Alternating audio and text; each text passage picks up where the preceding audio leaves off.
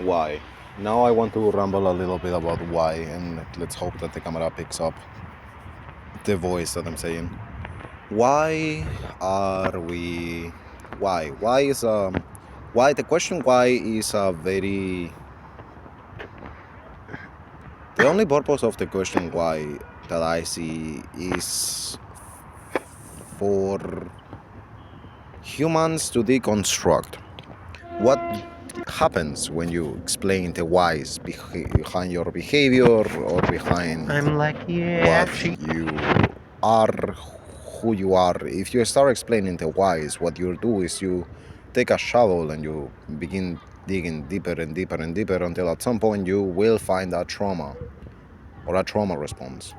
It's the same thing.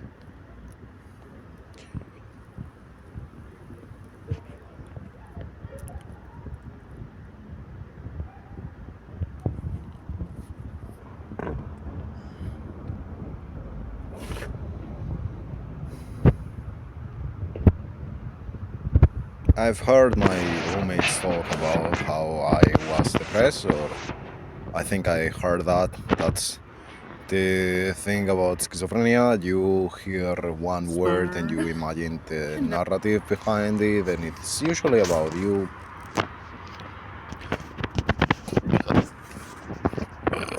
And they were saying that something about depression. I don't think I'm depressed. I think I am well aware of our situation.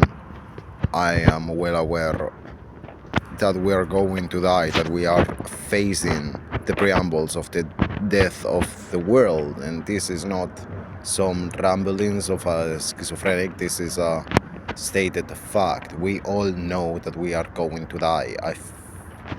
Don't like people that try to subvert this negative thinking that I have going on. I know that it's negative thinking. I know that it's negative thinking. But at the same time, it's realistic, right? It's realistic to be afraid or go insane before the end of the world. I don't think I'm depressed. I think I'm schizophrenic. I think I have gone through things that have changed the way in which I see the world. Like, for example, women. No, let's start with something better. For example, the left.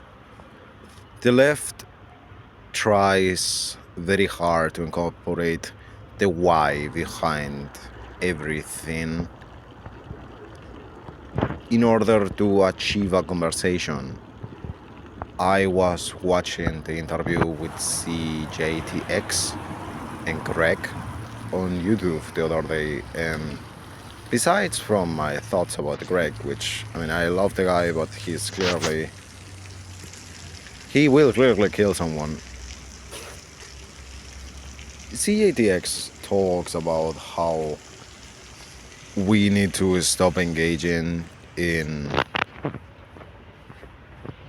like the fetishization of conversation, of the concept of conversation, and then ends that very same rant talking about how we need to have the conversation in order to create and blah blah blah. And that's such a leftist shit to say.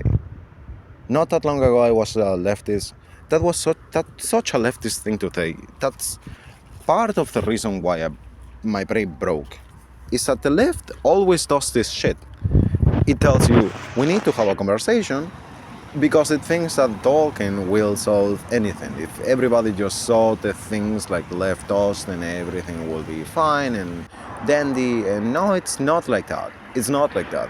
Do you know why the left is not taking over the world in a situation of crisis like the one we're currently living? It's because of this fetishization of the conversation. And also because the left doesn't know how to win. The left doesn't know how to win. It doesn't know how to win because it doesn't intend to engage into fight.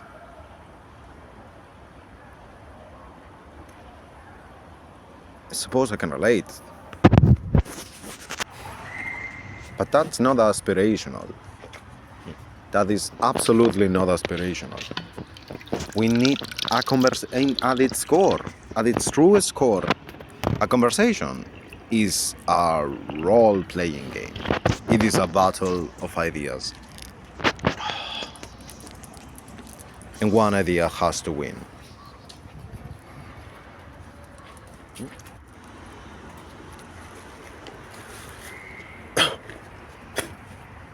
There are dogs walking around here. The left has to win. The left doesn't know how to win because it doesn't want to engage into a fight. It's not that it doesn't believe in its ideas clearly. No, it's just that it is afraid of the change that it's going to provoke. Because let's be honest, what is a conversation at its core if not battling ideas out?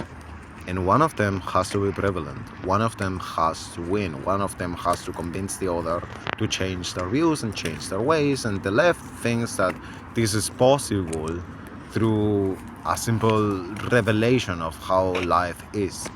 And sure, yeah, that's possible. But we have been doing this for the last 10 years.